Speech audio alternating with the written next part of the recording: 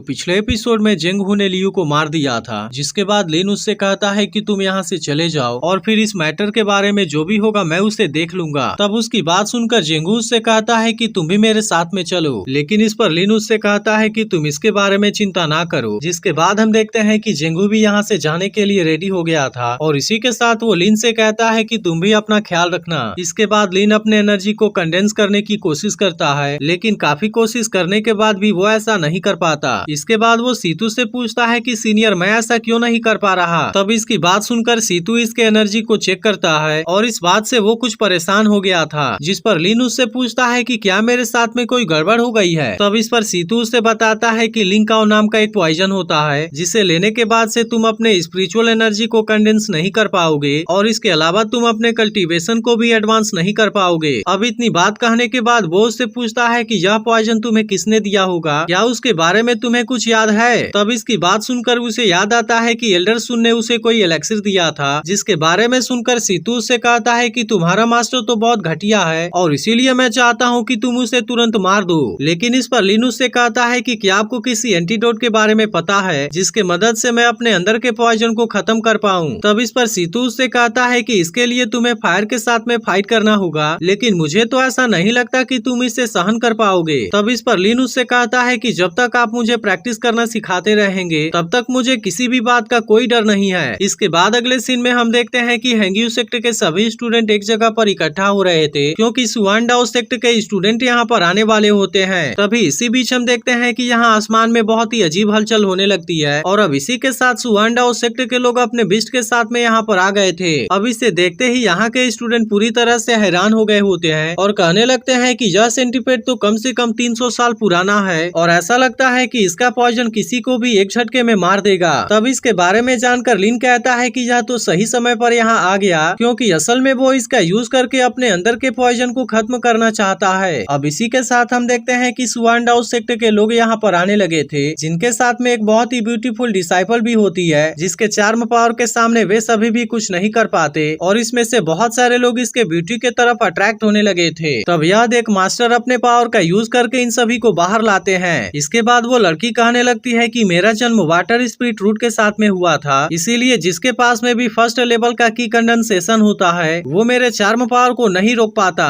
इसीलिए वो हैरान होती है कि लिन के पास में भी तो फर्स्ट लेवल की कंडेंसेशन है, लेकिन इसके बाद भी वो इसके चार्म पावर के अंदर क्यों नहीं आ पाया। तभी इसी बीच हम देखते हैं कि यहाँ के मास्टर सुआनडाओ सेक्ट के ऊपर इसके लिए गुस्सा होने लगते हैं, जिस पर सुआनडाओ सेक्ट का मास्टर कहता है कि मेरी डिसाइपल का सिंगल वाटर स्पिरिट रूट के साथ में जन्म हुआ था, लेकिन इनको तो ये भी नहीं पता कि आखिरकार ये तो चार्म पावर है। लेकिन आखिरकार अब यहाँ के मास्टर भी इसके बारे में कुछ नहीं बोल पाते। तभी हम देखते हैं कि सेक्ट मास्टर भी यहाँ पर आ जाते हैं और वो इनसे कहते हैं कि तुम सभी इतने दूर तक ट्रेवल करने के वजह से थक गए होगे, इसीलिए अच्छा होगा कि तुम सभी सबसे पहले अंदर जाकर आराम कर लो, क्योंकि आने वाले मैच में पता चल जाएगा कि हमारे सेक्ट के स्टूडेंट कैसे हैं। जिसके बाद हम देखते हैं कि सुआनडाओ सेक्ट के सभी मास्टर अपने स्टूडेंट के साथ में यहाँ से आराम करने के लिए जाने लगे थे। जिसके बाद एक मास्टर वांगजू से कहते हैं कि सुआनडाओ सेक्ट के स्टूडेंट की जिम्मेदारी तुम्हारी है और इसीलिए मैं चाहता हूँ कि तुम उनका अच्छे से ख्याल रखना। तब इनकी बात मानकर वांगजू भी इसकी जिम्मेदारी लेने के लिए रेडी हो गया था, लेकिन अब इसी के साथ वांगजू सेंटीपेड को फीड करने की जिम्मेदारी लिन को दे देता है। तब इसकी बात सुनकर लिन भी तुरंत इसके लिए मान गया था, क्योंकि आखिरकार वह भी तो ऐसा ही चाहता था। इसके बाद अगले सीन में हम देखते हैं कि लिन इसे फीड करने के लिए एक हिरन को लेकर आया होता है, जो सेंटीपेड से अपनी जान बचाने के लिए भागने लगा था, लेकिन वो सेंटीपेड केवल एक झटके में उसे खा जाता है। लेकिन तभी हम देखते हैं कि वो इसे खाने के तुरंत बाद बेहोश भी हो गया था। जिसके बाद लिन इस मौके का बहुत ही शानदार तरीके से यूज करता है और इस तरह से वो सेंटीपेड के पॉइजन को कलेक्ट कर लेता है। लेकिन अब वो जैसे ही यहाँ से जाने लगा था, सेंटीपेड भी होश में आ जाता है और इसके बाद वो इसके ऊपर अटैक करने की कोशिश करने लगा था।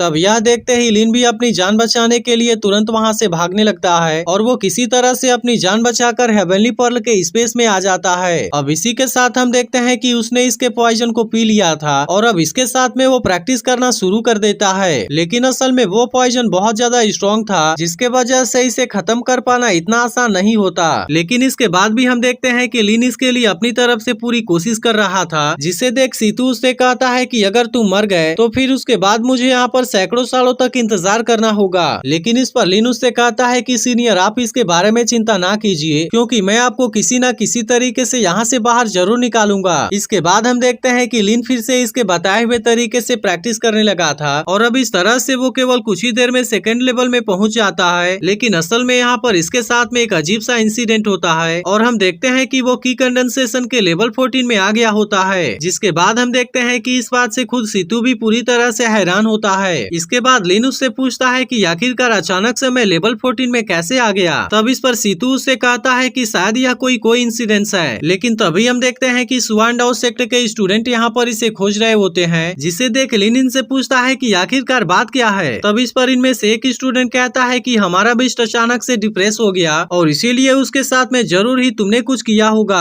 तब इस पर लिन कहता है कि मैंने तो जब उसे देखा था वह पूरी तरह से ठीक था, लेकिन अचानक से उसे क्या हो गया। तभी हम देखते हैं कि इनमें से एक स्टूडेंट इसके ऊपर अटैक करने के लिए आ जाता है, लेकिन एल्डर सुन ने आकर लिन को इसके अटैक से बचा लिया था, जिसे देख बाकी के स्टूडेंट भी इसके साथ में फाइट करने के लिए रेडी हो गए थे। तब यह देख एल्डर सुन उनसे कहता है कि अभी तो एक्सचेंज मैच भी शुरू नहीं हुआ है, लेकिन क्या अभी से तुमने दूसरे लोगों को हर्ट करना शुरू कर दिया है। तब इसकी बात सुनकर जुपेंग अपने साथियों को लेकर यहाँ से जाने लगा था, लेकिन इसी के साथ वो लिन से कहता है कि मैं मैच में तुम्हें देख लूंगा। इसके बाद अगले सीन में हम देखते हैं कि लिन एल्डर सुन को थैंक यू बोलने के लिए गया होता है, जहाँ पर सुन उससे पूछता है कि तुम अभी भी अपने एनर्जी को कंडेंस क्यों कर रहे हो और इसके अलावा तुम तो कभी कभी पूरे दिन भी गायब रहते हो। फिर हमें पता चलता है कि सीतू ने असल में इसे अपने कल्टीवेशन को हाइड करने के बारे में सिखा दिया था, क्योंकि वो जानता था कि अगर इसके बारे में बाकी लोगों को पता चला तो इसके ऊपर बहुत सारे खतरे आ सकते हैं। इसके बाद वो एल्डर सुन से कहता है कि मेरे पास में तो लो क्वालिटी वाली टैलेंट है और इसीलिए मैं ज्यादा टाइम निकाल कर कंडेंसेशन प्रैक्टिस करता हूँ। तब इस पर एल्डर सुन सोचने लगता है कि यह लड़का तो सच में काफी चालाक है और ऐसा लगता है कि लियू के मौत से इसका कोई लेना देना नहीं है। लेकिन इसी के साथ हम देखते हैं कि उसे डाउट था कि लिन के पास में जरूर कोई ट्रेजर है और इसीलिए वो भी इसके बारे में किसी तरह से पता लगाना चाहता है। इसके बाद वो लिन से कहता है कि अब तो एक्सचेंज मैच भी शुरू होने वाला है और इसीलिए मैं चाहता हूँ कि तुम जल्दी से लेवल 3 में पहुँच जाओ। इसके बाद अगले दिन हम देखते हैं कि फाइनली एक्सचेंज मैच के स्टार्ट होने का टाइम आ गया था, जहाँ पर सभी लोग इसके लिए काफी एक्साइटेड लग रहे थे और इसके अलावा इसे देखने के लिए बहुत सारे लोग भी यहाँ पर आए होते हैं, जिसमें कि लिन के पेरेंट्स भी शामिल थे। तभी इसी बीच हम यहाँ पर एक और ब्यूटीफुल लड़की को देखते हैं जो कि इस मैच को देखने के लिए बहुत ही एक्साइटेड लग रही थी। तब इस पर उसका ब्रदर कहता है कि जामा के लोग हमसे बहुत ज्यादा अग्रेसिव हैं और अगर सुवानडाओ सेक्टर के पास में एलेक्सिर को बनाने का तरीका नहीं होता तब इस तरह से मास्टर के साथ में मेरा एक पुराना रिलेशनशिप होता